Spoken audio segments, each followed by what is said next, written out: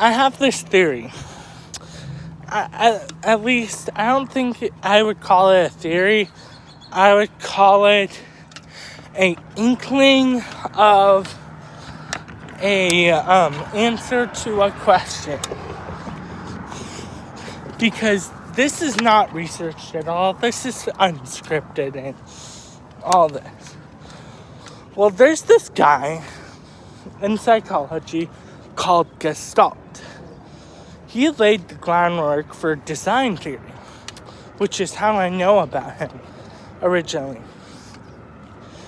He laid the groundwork for design theory, and his theory was our brain comprehends things as more than the sum of its parts.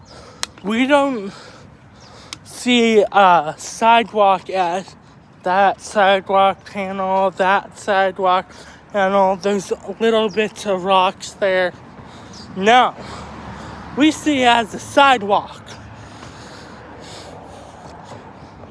or something like that. You get my point. And just like how we say that's a sidewalk, that's a road. In spaces, we go like, that's my workplace, that's my home. And those spaces have in-between spaces that we don't usually think of. They're usually filled with people, and we usually have the context behind them. But liminal spaces force you to see the parts and not the whole. And forcing you to see the parts makes your brain go weird because of things like the uncanny valley. Because it's just familiar enough for your brain to recognize it, but it's not familiar enough without the context for your brain to actually compute it properly.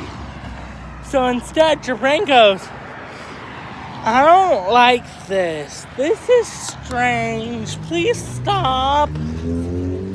I'm scared. This place is lonely. Where are the people? Where's the... Yeah. And your brain goes and cannot comprehend what it's seeing. So your brain automatically rejects it. Which is why I think we feel horror in liminal spaces. Because there's spaces in between without context.